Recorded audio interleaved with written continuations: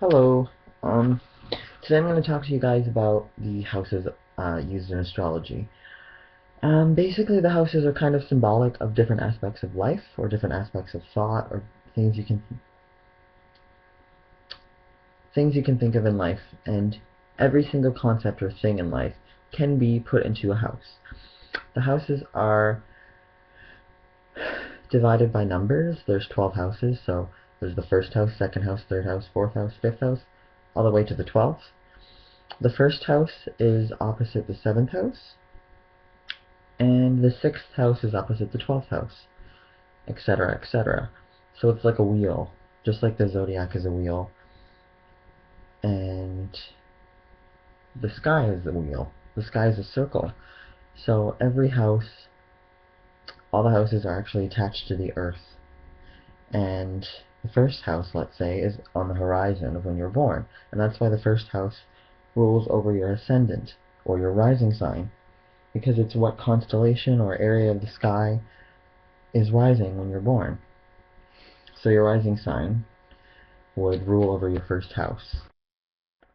And the house is the house of personality, or rather, how you're seen. It's how you see the world and how other people see you. It's the energy that you create that embodies your persona. Um, Without our rising sign, we wouldn't have expression. We wouldn't have um, individuality when you look at someone. Um, People say the rising sign rules over how you present yourself in the physical world.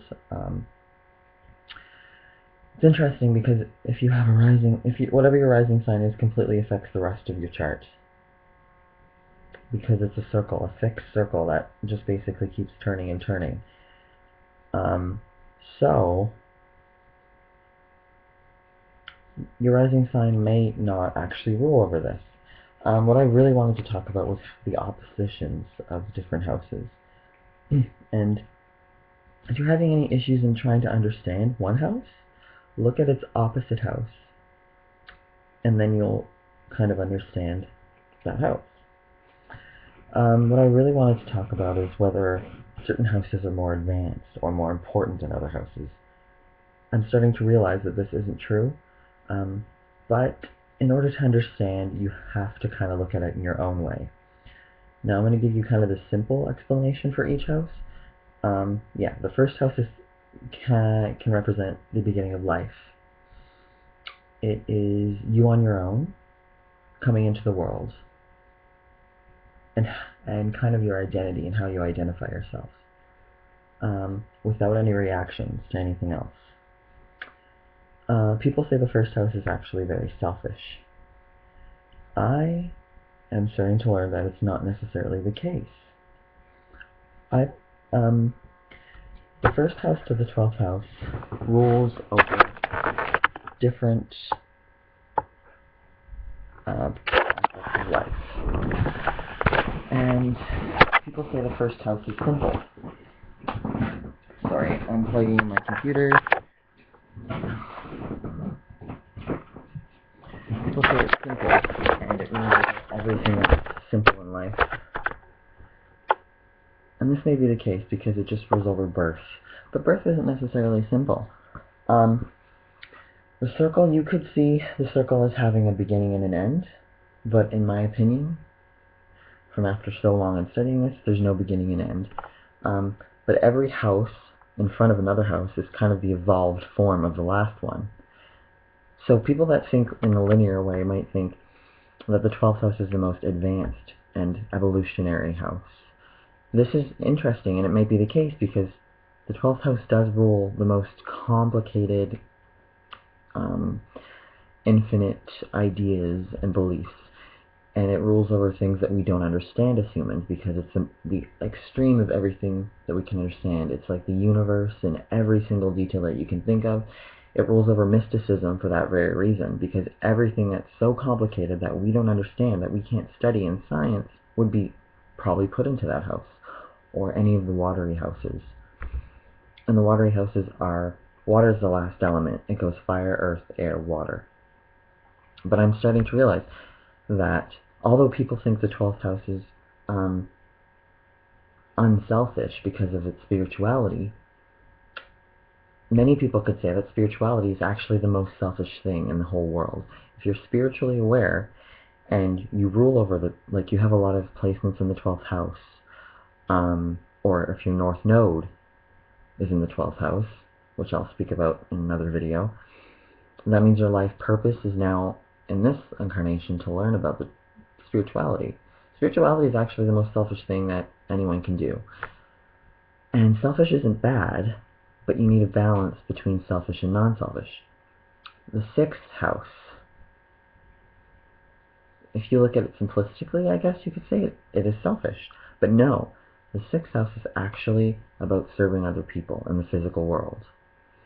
Very spiritually advanced people that I know, and Buddha himself actually believed that the 6th house was very enlightened and just so pure, because the 6th house is all about service, helping people in the physical world and giving them advice. Now, if you can get a good idea about selfishness and non-selfishness if you look at the 1st and 7th. People say the 1st house is the most selfish, and the 7th house is the least selfish. And this is so interesting because I think the 1st house is actually pretty innocent. It's selfishness, but not with any malice. And the 7th house rules over Libra, and these energies can actually be very selfish because they're looking for the other person. The 1st house is all about learning about you. And it comes right after the 12th house, because the 12th house is learning that you deserve a place in the world. People with a lot of placements in the 12th house are kind of born selfless, and that isn't good. So the 1st house says you have an ego, and that is a good thing because you need one to exist. And the 6th house is kind of too selfless in some ways. It's all about learning to serve other people. The 12th house is learning to look back at yourself and look at yourself in the most deepest way. And then once you've seen your most deepest possible things about the universe and who you are, the 1st house begins, and you can live your life. You can start to live instead of looking inward. So that's actually the cusp of the ascendant. Spirituality and yourself. And the thing is, everyone is a part of the universe. But you need to find boundaries. And the 12th house doesn't really... People with a lot of placements in the 12th house don't have any boundaries. And they're kind of limitless. And the 1st house kind of makes limits. It says, this is me, I'm me. And it kind of elevates your ego. And the 7th house is more, this is me, and that's you. And if you look at the 5th and 11th house, the 5th house is, this is my ego, and the 11th house is all looking at all of humanity and kind of individuality. And the 5th house is personal ego. And if you look at whatever planets fall in those houses, I'm hoping this video can help you figure out how they relate to that part of life. I personally have Sun in the 12th house, which is supposed to be a bad placement, because it kind of pushes your ego into your subconscious, and it's really introspective. And I have Jupiter in the 5th house,